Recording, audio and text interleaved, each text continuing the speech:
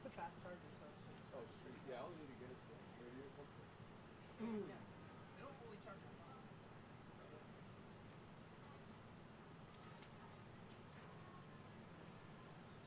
I know we're always pulling out things when we do it. It's like So magicians. the police officers came over and they're like, "Do you have a rope or a cord or a ratchet strap or something? We're trying to grab a part from the back." You're like, yep. Yep. Magic bag full of magic goodies.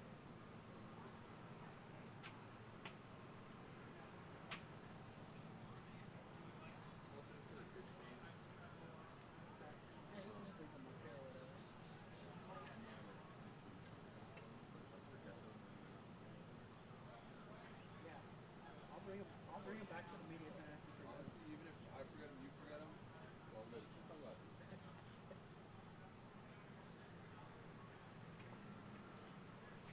Right. Okay.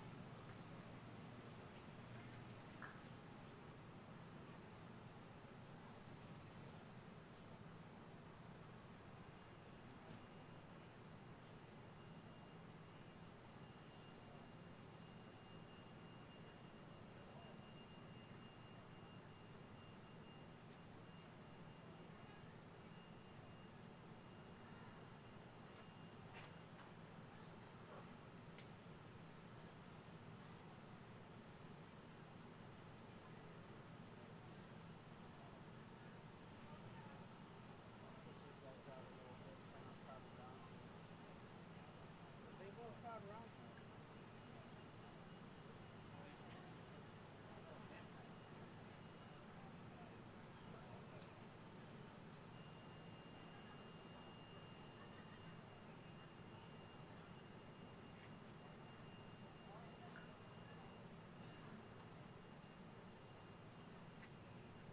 I wonder if we'll have daylight long enough to make it to 8:30. Oh, it is. I'm just shocked it didn't actually rain when I got, like, I started to make one. I thought it was gonna come down. I thought it was coming.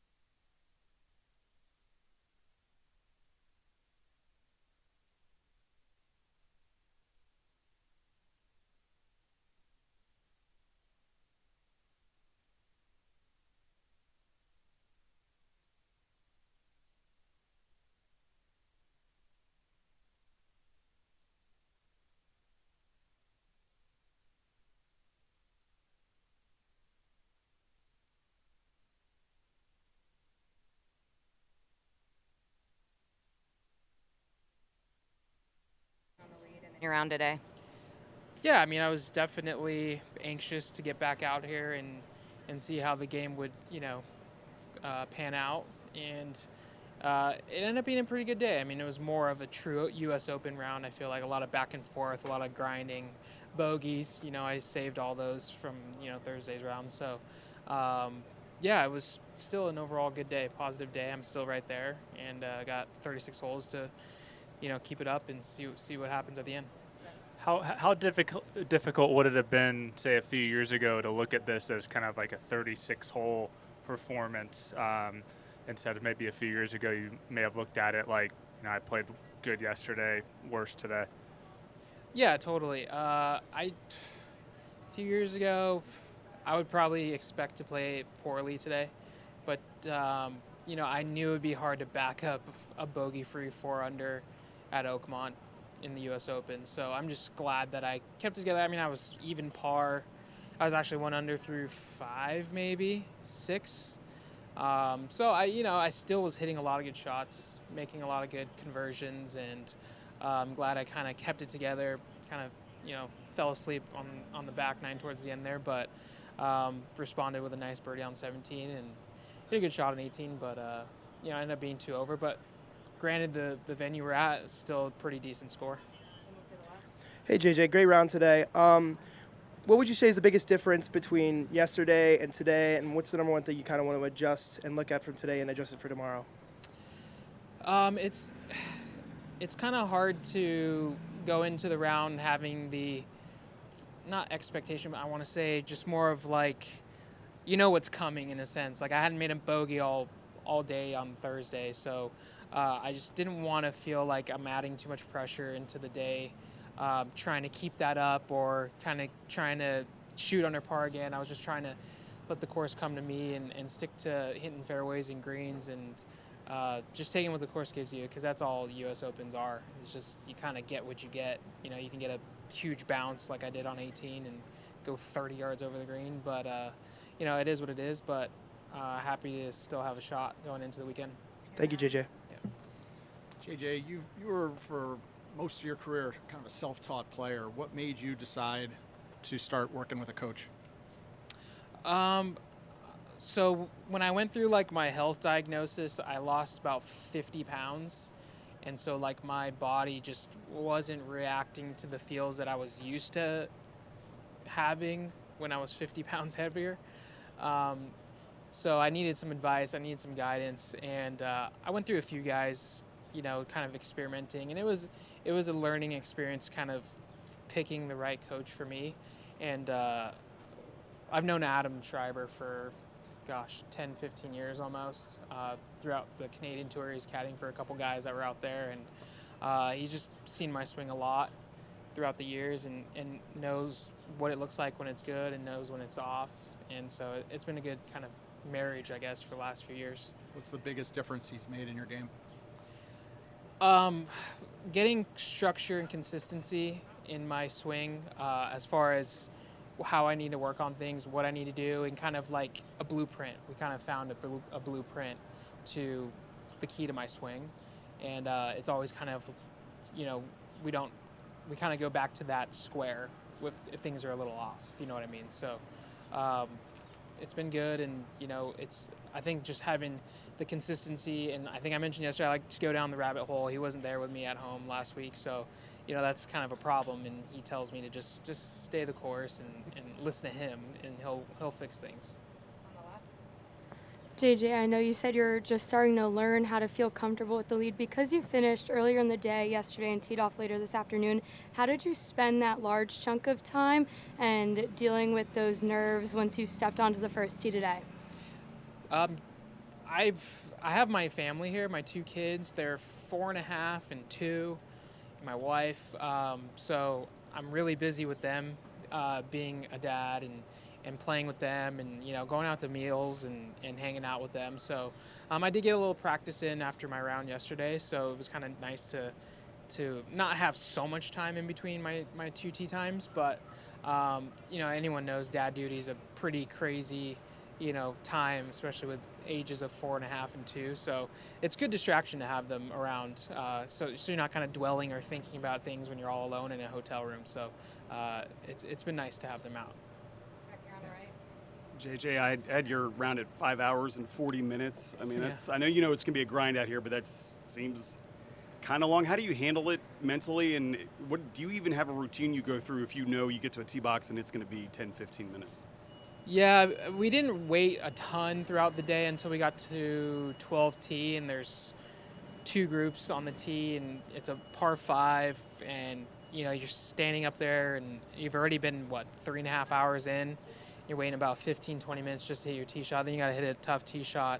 I think the key is just to kind of embrace it, accept it, and keep stay fueled as far as nutrition and eating and drinking enough water to stay hydrated. But honestly, we play pretty slow on tour anyway, so what's another 40 minutes to go around Oakmont. Last one, Luke. JJ, Adam is saying you asked him to give you a little pep talk earlier this week, a little Holtz pep talk. Just wondering what he said to you, how'd that get you fired up? Yeah, I mean, he knows I'm a pretty, I wouldn't say feisty, but I get agitated pretty easily. So he told me that things aren't going to go my way. It's the US Open, and it's more about how you respond than react. And so I did a really good job of that the last 2 days, and that was kind of a nice little mantra to go by to kind of keep things in front of me and not let things unravel when things didn't go my way. Thanks, JJ. Yep, no problem. Okay.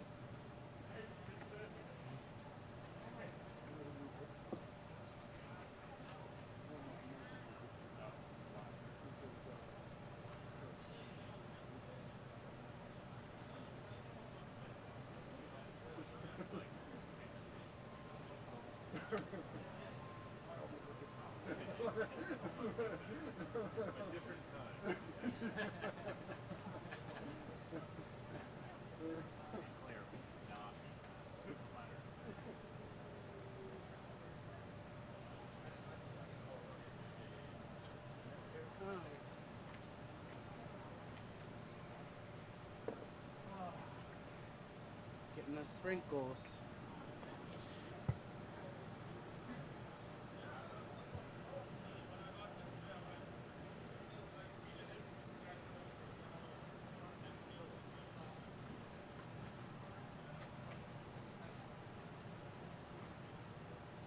I think Adam's coming here.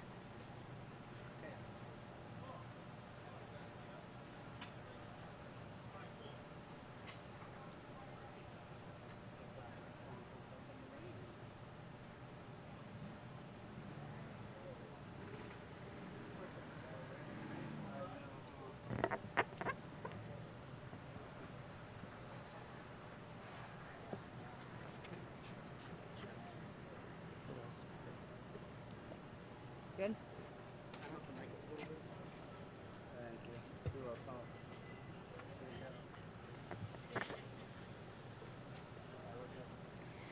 Adam Scott. Adam, it feels a bit like a true U.S. Open, even par for you, and just a few back. Talk about your place now in the competition.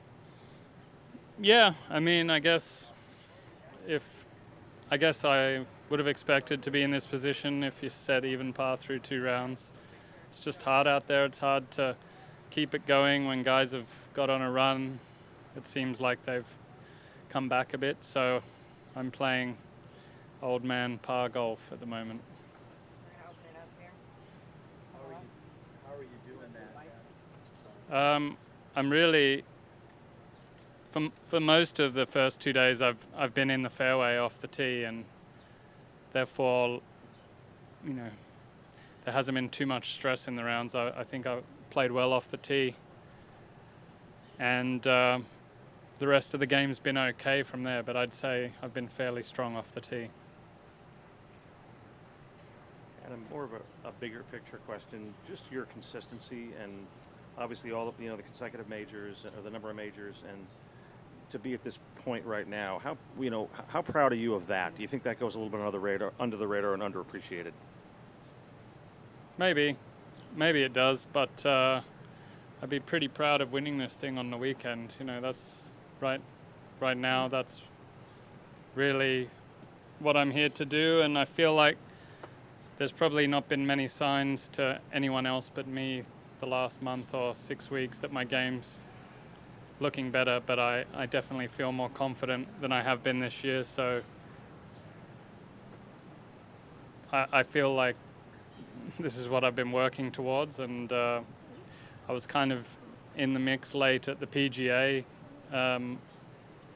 and now kind of putting myself in this one for the weekend. It's a long way to go, but I feel like my game's in good enough shape to kind of do this.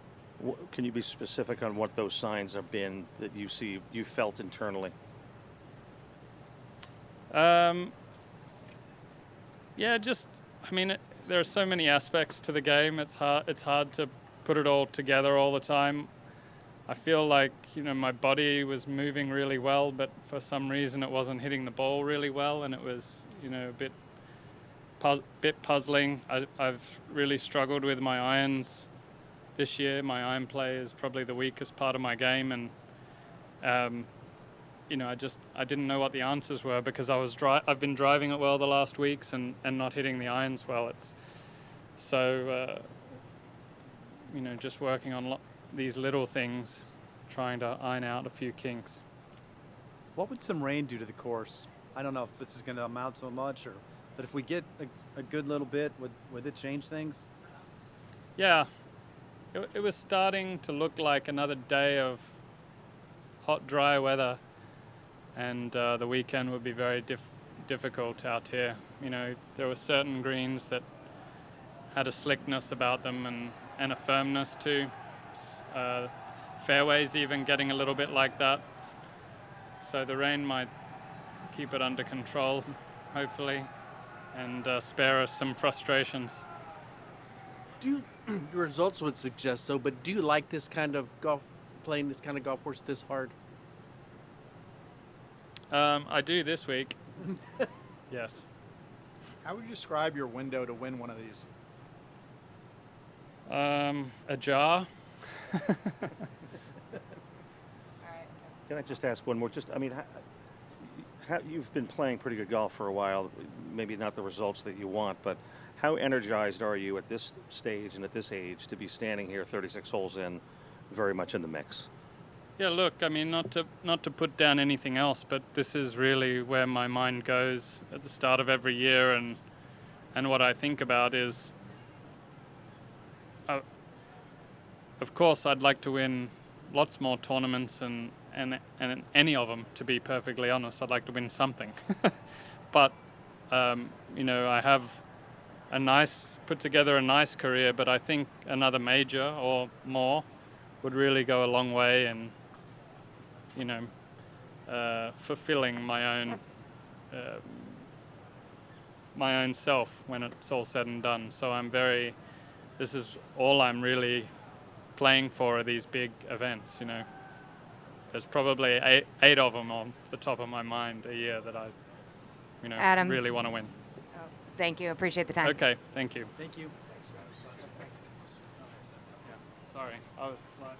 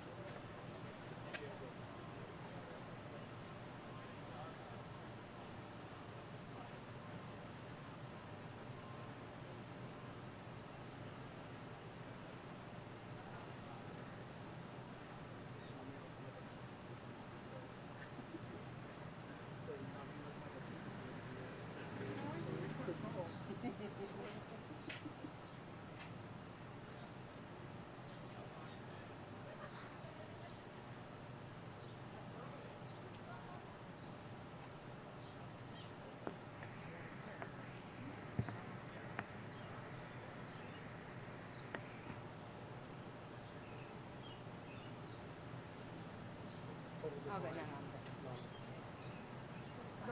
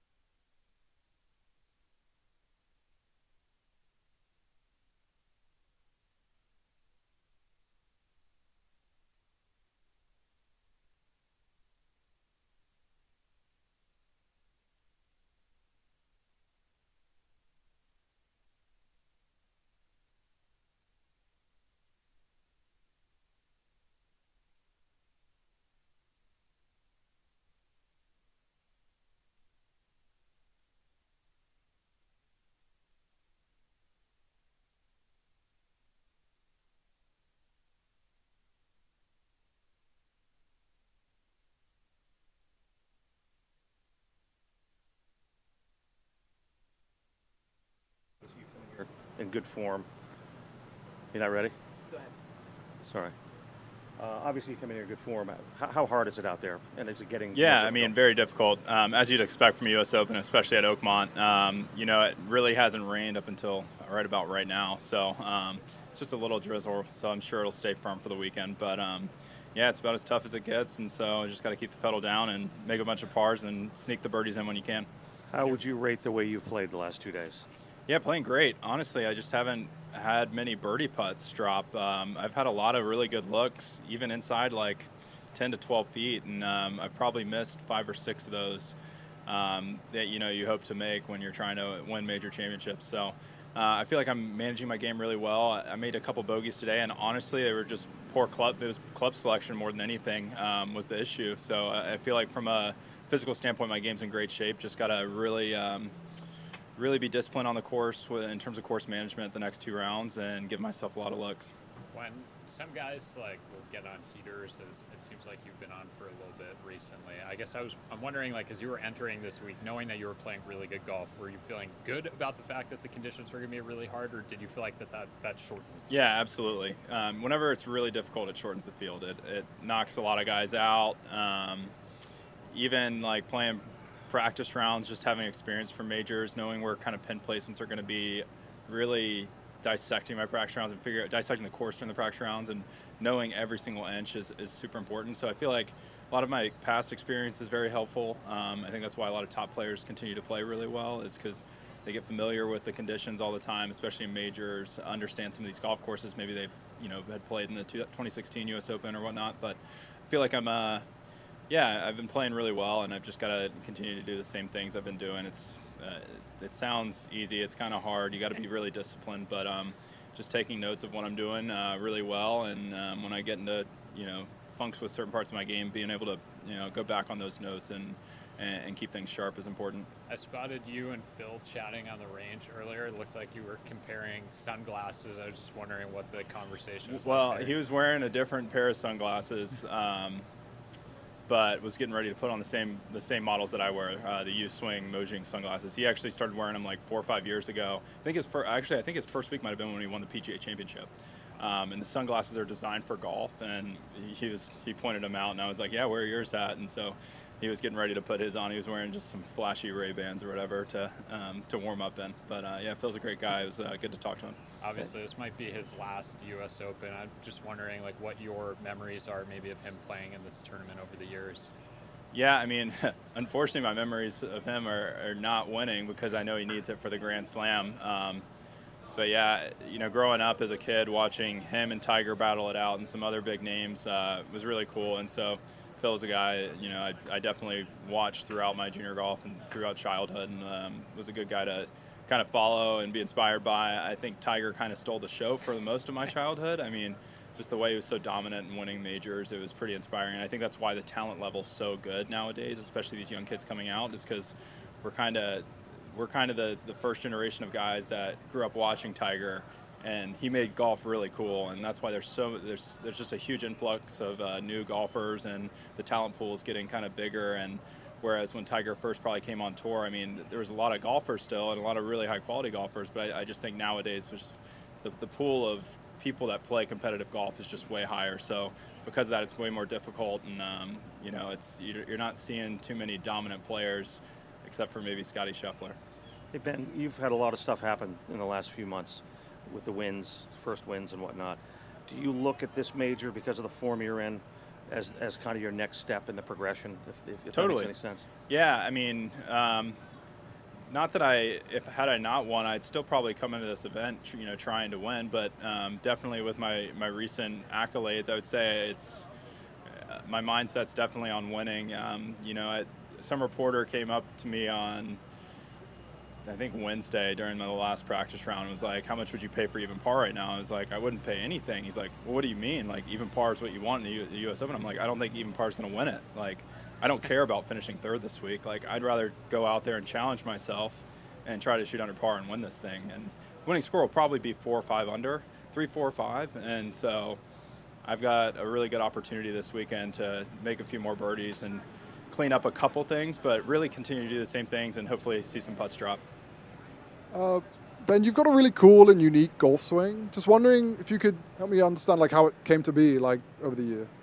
Yeah, just grip the club and try to get it square at impact. I think everyone has their natural motions. I wish my swing looked like Roy McIlroy's or Adam Scott's, but I swing my swing and I kind of own it. And I think every golfer out here on tour, or at least top players, all own their swings. And so whether or not my swing might look different to some people or not, it feels good to me. And you know, there's definitely some improvements I want to make as I continue on my progression in professional golf, but I'd say I'm at a really good place. Obviously, if I can win on the PGA Tour and contend in majors, I'm doing something right. Are there any things that you kind of find yourself going back to that just help make your swing work? And was there ever a time where you tried really hard to make it look more like Rory McIlroy? I go back and look at swings when I'm in funks, just to get out of funks. But at a period like right now, I'm actually trying to get progressively a little bit better with my swing. My backswing's a little short with the driver. I've been working on trying to extend that a little bit. When it gets short, I tend to miss it to the right. There's little things like that, but I mean, right now I'm not going back and trying to compare my swing to previous swings. I'm trying to actually progress. But I think golfers, when they go into lulls, like, I don't know, there's probably a few different examples of golfers that have kind of had funks maybe this year or last year, and they kind of talk about, oh, you know, Jordan Spieth, for instance, a few years ago talked about, yeah, I started looking at my swing when I was a junior golfer and trying to go back and look at that swing and try to learn from it. And so I think when you're going through maybe a tough stretch with your swing, it's nice to look back at film or notes, whatever you might have, to try to get your swing back into, you know, kind of your groove, I guess you could say. But yeah, right now I'm just trying to progress, and I look at my swing on film, especially before the rounds. I might take a video or two just to see where I'm at, but otherwise, honestly, the PGA Tour does a great job because we get to see all of our shots live from during the season after the tournaments. I can go back and watch every single swing. So 2 nights ago in bed before the first round, I actually just went back and watched my entire final round of Charles Schwab, because even though I was making bogeys on the stretch, I was swinging it really well. And so I just wanted to kind of look at that. And I compared it a little bit to my swing now, but I really just wanted to watch it and try to remember what I was thinking about over shots, so I could go into the first round with that same kind of maybe mindset or understanding of my swing. Yeah. Ben, sorry if this was asked earlier, but no worries, Brentley. This this grouping that you were in these 2 days, obviously I'm sure it was intentional, whoever did that, but did that make it tougher not to think about, you know? Yeah, Keegan said whoever was low man after 36 holes was getting on the Ryder Cup. Of course. So I guess I'm good. No, I'm just kidding. No, I mean, it was fun. 2 guys that I'm really close with. We're all pretty similar in age and have known each other forever. Andrew, I've known more or longer than Maverick. Maverick and I played together for the first time when we were both freshmen in college. So it was really fun. I mean, the Europeans always talk about the culture of their team, and I feel like right now, with the way the team is, I mean, if Maverick, Novak, and I all play really well this summer, I feel like we're really close and know each other really well. Our wives and fiancés all know each other very well, and so it was fun to kind of get some rounds on with both of them. We're all pretty close, so it was really relaxing. And yeah, sometimes you see with the pairings, they might pair like a top player with, you know, the reigning Latin America champion or something like that, so it might be someone new. And this felt like a normal PGA Tour event, honestly, the first 2 rounds, because I've played with both those guys a bunch. And then do you like playing in rain? It's supposed to be pretty nasty the next Bring it on. day and a half. I'll play in anything unless it's lightning, pretty much, or tornadoes. But yeah, rain's tricky. It's just more of an annoyance than anything. I think you're managing like your umbrella and maybe your rain gear and keeping your clubs dry. But from a swing standpoint, I don't mind playing in the rain, and obviously it softens conditions most weeks, so it'll probably make it maybe slightly easier, or maybe we'll have to start thinking about spin control a little bit with the wedges if it really rains. But what's the projection? What's the rain look like tomorrow? What are they saying? Steady all day? Yeah, I mean, bring it on. I don't really care. I'm down for whatever. Cool. Thanks, Ben. Thanks, guys. Thanks, man. All right. These guys, perfect.